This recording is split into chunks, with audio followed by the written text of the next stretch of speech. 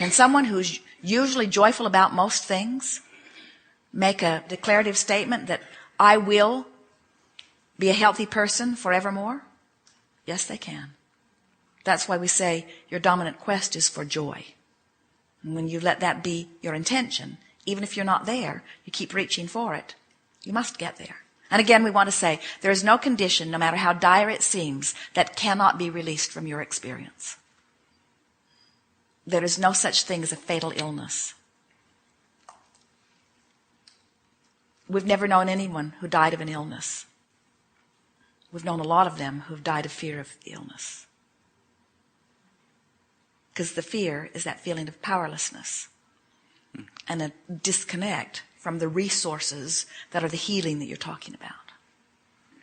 All physical sensations that you would call negative in nature are all about the way energy is flowing within your experience. And in fact, all illnesses start with a sensation of negative emotion. First, it's the sensation of contradictory energy. Then it's the manifestation of contradicted energy. But at any point along the way, whether it's just a sensation or whether it's the early showing of something on a test or whether it's a full-blown illness, it doesn't matter. It doesn't matter because at any point, if you can stop and relax in it instead of pushing against it, your body will right itself. It really, really will.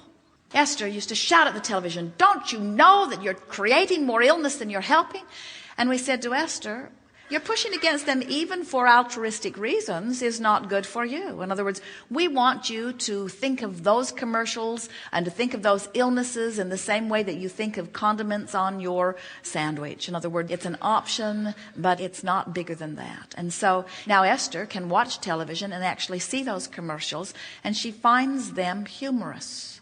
And what she says to them softly and lovingly is, you don't really know what you're talking about.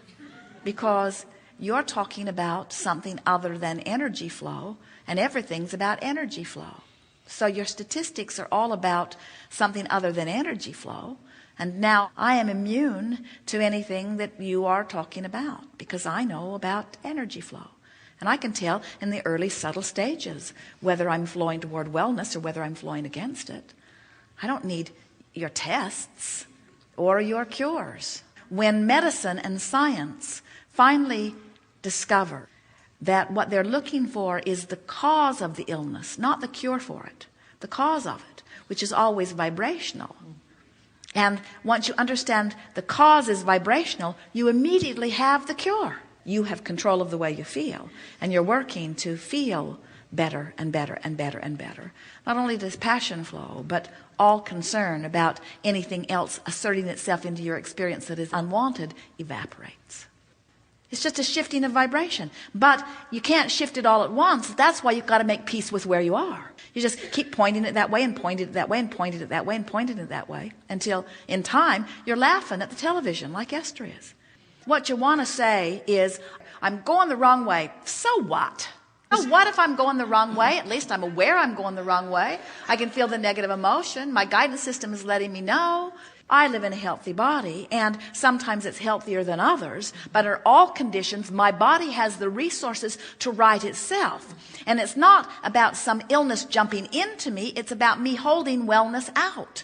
And I hold wellness out by pushing against all kinds of things. I find things to worry about because I find things to push against, because I feel guilty and blameful and angry. In other words, I hold myself in vibrational discord because long ago I've disregarded the guidance that is within me that says this is the way to clarity and this is the way to health and this is the way to abundance. Instead, I listen to that one and that one and that one who says, no, hard work and struggle. You're wrong. You need to be embarrassed. You need to feel guilty. You need to redeem yourself. You need to accept the inappropriateness of you. And we say, in the moment that somebody convinces you to accept a particle of inappropriateness in you, they have pointed you in the direction of potential illness. It is a feeling of loving self and worthiness that is equivalent to health. And it is a feeling of, I have done wrong, that is illness. If you don't love you in the way that your source energy loves you, you got resistance going on that's going to show up in some kind of way. Some kind of way. And so You say, well, isn't this good? My body feels mostly really, really good. And now I'm having some sensations that are scaring me. And we say, and we're certain that there's been something else that stimulated your thought that's made that the crack of least resistance. In other words, you either know someone or you've been studying something, and in the moment that you relax and release, you just turn and go with the flow. Far, far, far too much is made of the idea of illness. And so rather than saying, I will be one who heals my illness, we would say, instead, I am one who encourages my wellness. I'm leaning toward wellness. I'm not pushing against illness. People somehow believe it's screwy, it never works, that if they push hard enough against those things they do not want, they will go away. But when you give your attention to anything not wanted, you just activate the vibration of it and hold yourself into it longer, you see. So you have to find something that's more appealing to think about than that. You can get to wherever you want to be from wherever you are if you just take it in bite-sized pieces.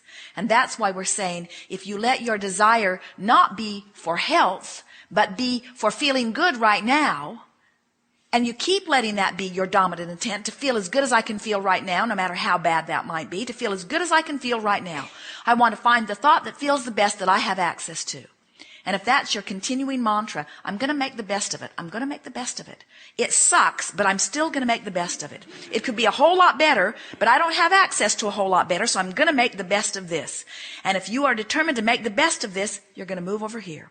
And then as you're still determined to make the best of this, you're going to move over here. And before you know it, you're wherever you want to be on any topic.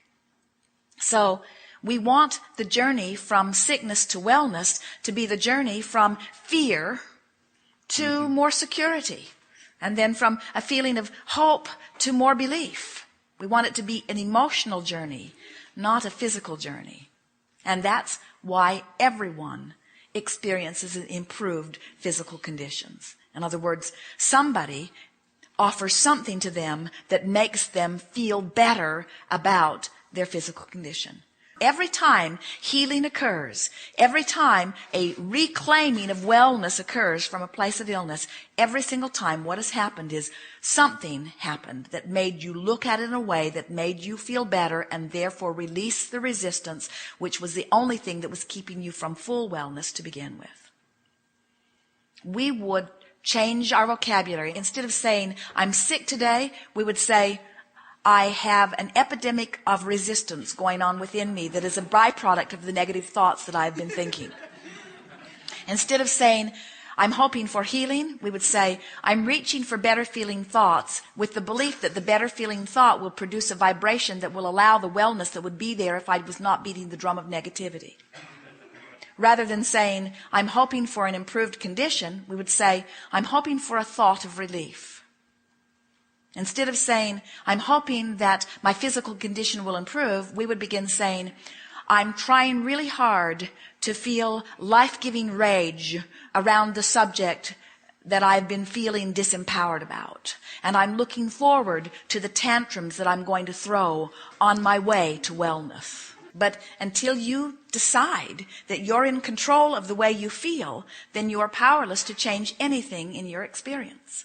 And once you discover even one small time that you can feel better just by choosing a thought that feels better, and you stop and triumphantly say, I feel better and I don't give a rip what any of you think about how I feel right now, now you're home free. Now you're on your way. Now you are back in power. Now there's no place you can't go. No sickness will ever have its grip on you again. Ever. Because now your journey is quantifiable. Now you can tell which way you're going, you see. No big deal. I can turn around and walk right out the same door that I walked into. In other words, I'm not afraid of this because I know how it got here. And I can feel when I release it just like I can feel when it comes on. Nothing to fear here. I know I'm in charge. You all are. So, no more healing. Just reaching for thoughts that feel better. And then healing is the natural byproduct of that.